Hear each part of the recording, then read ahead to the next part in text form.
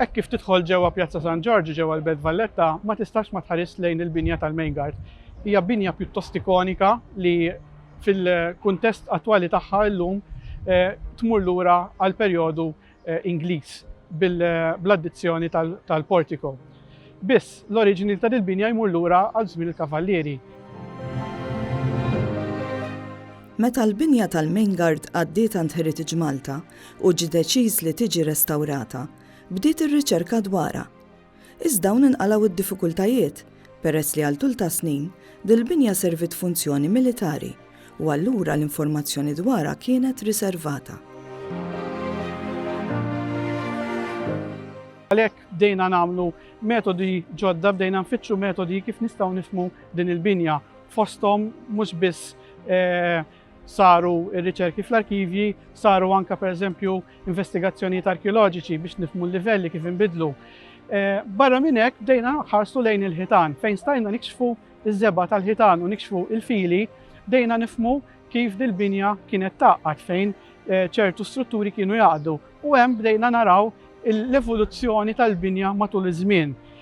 Fimna pereżempju li mhijiex struttura unika, kompluta kif dejjem ħsibna, imma kien hemm diversi modifikazzjonijiet. Jidher ukoll li probabbilment il-parti fejn tinsab il-Main Guard illum setet servit bħala bitħa ta' xi waħda mill-binjiet li llum hemm fil-ġnub tagħha.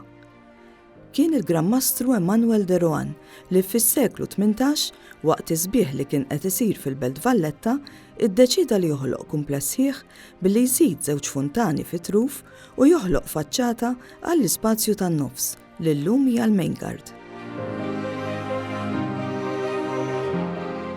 Matul iż-żmien l-użu kif għaddet taħt l-isem l-Ingliżi ġie frammentat fejn nerġgħu naraw li pereżempju żdiedu strutturi ġodda fosthom il-portico taħt Sir George Whitmore, imma anke nafu li l-istruttura bdiet tintuża għal aspetti differenti fosthom pereżempju bħala librerija għall-militar.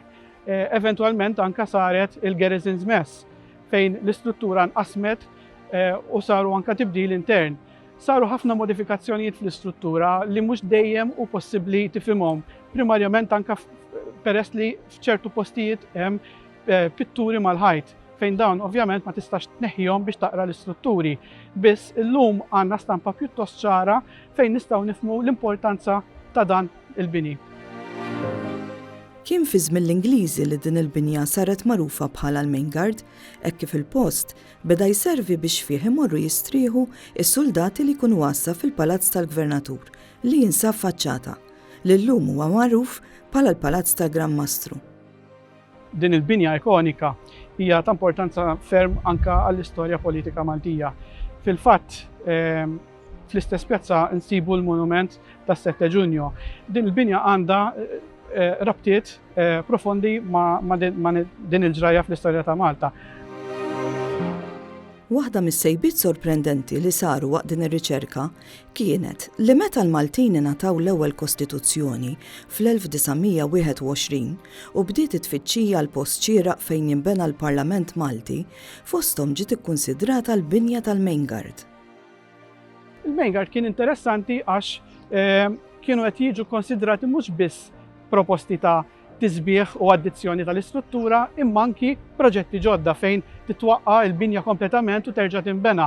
Biss din kienet tkun problema ovvjament għall-Gvernatur fejn kienet tiġi proposta struttura ta' importanza politika li qed taffaċċja direttament il-poter politiku li jirrappreżenta il-Palazz tal-Gvernatur. Għalhekk kif nafu dan qatt ma seħħ.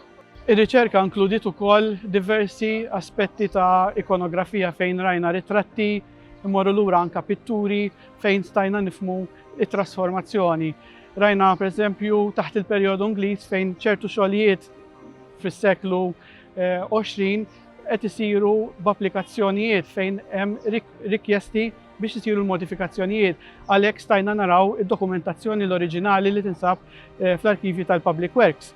Hemmhekk stajna nibdew nifhmu trasformazzjonijiet, stajna nibdew nifhmu l-użi ta' din il-binja u stajna nibdew nifhmu għal xiex dejna nsibu ċertu aspetti, ċertu tibdil ċertu analiżi li forsi mhux dejjem kien ikun dokumentat u miktub bil-kitba. Fl-aħħar mill-aħħar dan ix-xogħol huwa xogħol fejn qed issir diskussjoni kontinwa ta' riċerka u anki ta' skoperti li qed isiru waqt ix-xogħlijiet fejn fl-aħħar mill-aħħar nistgħu impoġġu flimkien ma' kuraturi, flimkien ma' konservaturi u anki periti u kollegi oħra fejn nifmu il-valuri mhux biss tal-istruttura imma anke tal-funzjoni, tal-importanza soċjali, tal-importanza politika u aspetti oħra li forsi llum mhux dejjem nagħtuhom importanza.